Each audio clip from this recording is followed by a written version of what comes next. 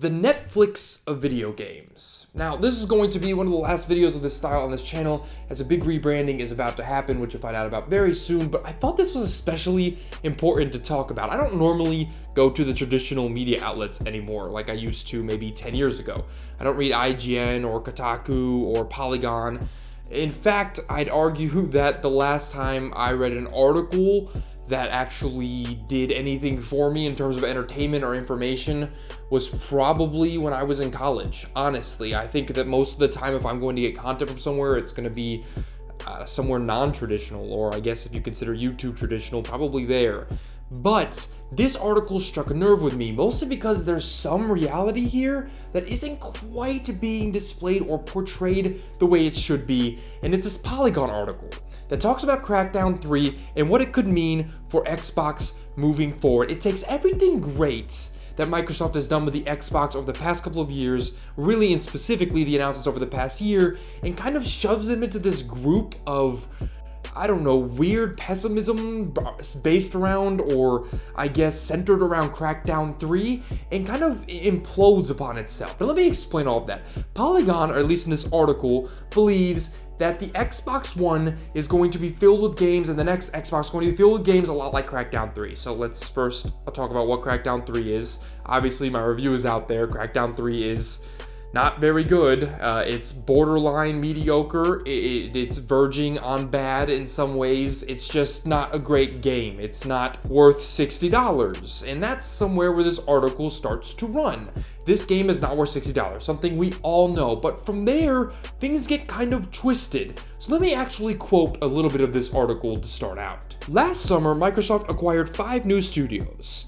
Quote, 3 of those teams are best known for making creative, but deliberately, is what is written here, scoped games.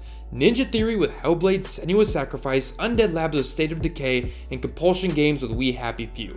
Now, before I continue, I want to point out that deliberately scoped games, what exactly does that mean? I believe that it means that what they're saying is these games have some sort of smaller scale reality to them, even though I think every game is deliberately scoped in some way, shape, or form. I don't know if that's supposed to be a knock on these games or not. I'm going to move past it. Getting back to the quote here. Initially, quote, I assumed Microsoft needed more talent to deliver new games in its established brands and launch a few big AAA properties. But now, I suspect the company acquired these studios with the expectation that they will continue to do what they do best. Make medium-sized games with a few creative hooks that last a weekend or maybe a week before making room for what's next. With ambitions scaled back from AAA, the teams might make more games more regularly, creating a Netflix-style cadence on Games Pass. Essentially, what this article is saying, and I will not read a lot of the rest of it, but what this article is insinuating is that Crackdown 3 is the future of Xbox. Mediocre, medium-sized, AA games that don't do a lot for you, that are like Netflix. Now, I am going to get back to another quote here, just to put this into perspective, just in case you're thinking, well, they're not saying anything bad about these ideas. Well, you'd think wrong. Here, and I quote, there's a precedent for this brand of disposable entertainment, the kind I wouldn't purchase directly but will consume constantly and irresponsibly if it appears in front of me for the low price of free. I call it almost everything on Netflix. I have a list of roughly 300 films and TV shows that I want to watch, but most of them require a serious investment of my time, my emotional energy, or both. So maybe I rewatch some episodes of Brooklyn Nine-Nine or The Simpsons, or I try something familiar and easy like the next season of Nailed It or Queer Eye. Crackdown 3 is the video game equivalent of the streaming era comfort food, a brand I know that demands practically nothing of me. And the world of AAA games is totally anachronistic, flagrantly at odds with the world of free-to-play multiplayer shooters like Fortnite and bottomless cups of coffee like Destiny 2. I can devour it in a weekend and move on to what's next on my list. Now, essentially, what we have here is a journalist implying that Crackdown 3's mediocrity is simply a state of the reality of Xbox games moving forward. That Xbox would rather focus on these AA, not too great, deliberately scoped games, and that they acquired all of these studios to crank out a bunch of BS that's not very good moving forward, or at least not very much worth your time or beyond a weekend. Now, I want to address something about this article that I thought was really important, and the reason I'm talking about this before I move on to some of the other stuff. The first reason I'm talking about this is to imply that a game like Hellblade, which is absolutely phenomenal, to imply that a game like State of Decay, which State of Decay 2 was not good, but State of Decay 1 is something that people very much invested a lot of time into, but specifically Hellblade. To use that as an example of a game that you play for a couple hours and forget is absurd. Hellblade is one of the greatest games of this generation. It's a game that has stuck with me from the moment I played it until now. It is a game that will stick with me 3 years from now, 4 years from now. To insinuate that there is a sect of gaming that is making these deliberately scoped games that aren't quite on the scale or level or, I guess you could say, worthiness of these AAA titles you see out there, the Destiny 2s, the Witcher 3s, is absolutely absurd. And it's really easy to read between the lines here. It's not difficult. What essentially this article is saying is, when you make games like Hellblade, when you make games that are easy to play and forget about, they essentially add up to whatever you would watch on Netflix if you're bored, or whatever you would do if it didn't cost any money. Well, I have news for this article. What is it that separates God of War from Hellblade? Seriously, is God of War a better game? Probably, but they're both phenomenal experiences. They're both single player only. They're both, I guess, easy to finish time-wise. And suddenly, this is where the future of Xbox is? This is supposed to be bad? But that's not really what they're saying. No, and that's the distinction I wanted to make. They're not saying that games like Hellblade will keep getting made. They're saying games like Crackdown are going to change Microsoft's opinion and standpoints on making these AAA exclusives. That Microsoft is suddenly going to want easy to make, nonsensical Netflix type AA releases. And I say nonsensical because they don't make sense in this market, because it's easy for Games Pass subscribers to get behind. This article says that it's easier for Microsoft to move forward creating games around Games Pass. Games that aren't worth $60, games that aren't worth an investment at all, but you'll play because it's in front of you. That aren't very good or aren't good enough for a purchase, but are just good enough to justify that $9.99 purchase. I think if you're watching this, you don't need me to tell you how ridiculous that sounds. You don't need me to tell you how insane it sounds that Microsoft acquired all of these first-party studios, made a huge deal about it, only to make a bunch of Netflix-style content that's easy to play and forget about. If you could possibly fathom that Microsoft at this point is going to focus on making less than stellar exclusives, if you think that's where their head is at, you didn't listen at E3 or can't read the landscape of gaming. Look, I understand what this article is getting at.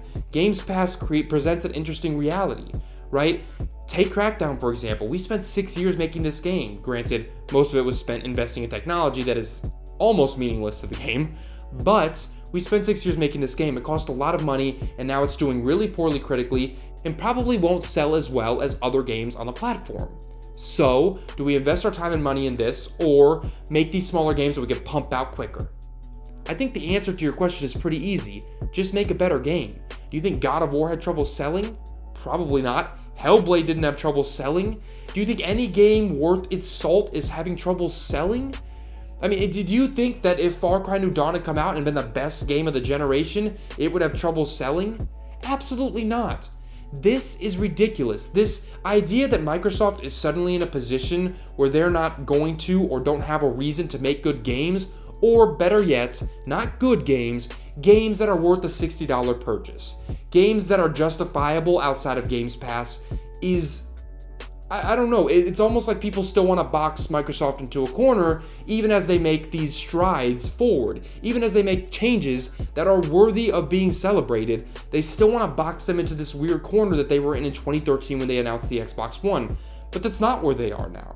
And this, I guess, is the message for me of this piece. And it's really simple. I saw two things recently. The first thing was God of War winning out at the DICE Awards. I mean, just winning every award imaginable. Now, are you trying to tell me that God of War, given its short length, or given its, I don't know, non-7-year development cycle, isn't worth a $60 purchase? Is that how we're classifying AA games now, or easy to release games now? Is Hellblade a AA game? How are we defining this now? And I understand you could say, okay, monetary and time investment, sure, that's fine. But if God of War had only taken 2 years to make and cost a little bit less money, would we still be calling it a AA game? Is that how this would work? If it was being published by THQ instead of Sony, would it be a AA game? I'm not entirely sure. I think we've lost sight of what that means. I think we've lost sight of what AAA is and AA is, and I don't even know what you want to call something below that. Licensed games, B games, whatever you want to call them. I think we've lost sight of all of this in the process, and that brings me to Crackdown 3. I get it, journalists, media outlets, Crackdown 3 is not phenomenal. I happen to have what was the first review on the internet of Crackdown 3 out there, and I thought that I was going to be someone that maybe was a little too hard on the game, but it turned out that I wasn't. I was actually nicer to it than most games, and that's because Crackdown 3 is almost objectively not very good. And that's just the reality of the game. And the reason I'm mentioning this is because if Crackdown 3 comes out and has a 62 on Metacritic, which it has at the time of this filming, do you think that game's going to sell well no matter what? Do you think that game is something you would pay $60 for no matter what? But if Crackdown 3 had come out and it had a 94 on Metacritic and everybody was raving about it and every influencer you watch was raving about it, do you think then you might consider spending $60 on it? Same game, same development cycle, different review scores. Probably, right? So before we jump the shark on this thing, before we act like Games Pass is doomsday for the Xbox One and the Xbox brand, think about this, right? Games Pass offers a lot of games for $10 a month, and it's wonderful for what it is. But at the end of the day, that service has to make its money in a certain reality. And that reality has to be that the cost benefit for the company makes the most sense for them. If you genuinely don't understand the fact that Games Pass exists because Microsoft knows right now this is what's best for their staple of games, then you probably shouldn't be writing about games. I think that's probably clear. And I'm not implying at all that the journalist of this article doesn't understand that. But I am seeing that comment everywhere else, that Games Pass is Microsoft giving up. That they're throwing away everything they've built and they're saying, you know what, we're not good at making games, let's just make some crap and put it out there. And that's essentially what this article insinuates too.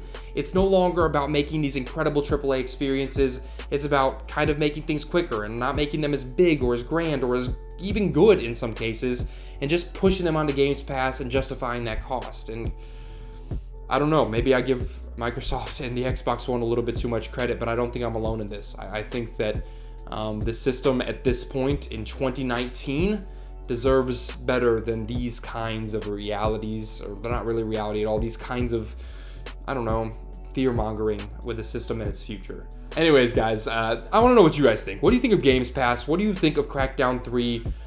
What do you think of this article and the realities presented in it? Do you think Games Pass is going to kill the Xbox One? Do you think Games Pass is going to be something terrible for the system? Do you think it's going to destroy what Microsoft has built? Do you think that Microsoft is focused on this kind of reality where they bought up all these studios and just released these mid-tier, AA, smaller releases? Or do you think they're still focused on making big games? And let me know the answer to any of those questions down in the comments below. Let's have a real conversation. As always, if you enjoyed this video, hit that like button. If you're not yet a member of this team, press subscribe. I put out gaming analysis and examinations quite often, but things are about to change dramatically on this channel. It'll still be all games content, but I'll announce that in a couple of days. But anyways, yeah, my Twitter handle will be in the top and comment down below. So there you can find out more about the rebranding, actually. And more about other things, what games I'm playing, what movies I'm watching, whether or not I like Venom, which has a lot of people up in arms. But yeah, you can follow me on the Twitter handle down below. As always, my creator for the day is going to be Midas Gaming. You may not have heard of him. He's not a huge YouTuber, but he's somebody that really loves Battlefield and really loves games. You can follow him on Twitter, Midas Gaming, M-I-D-A-S Gaming.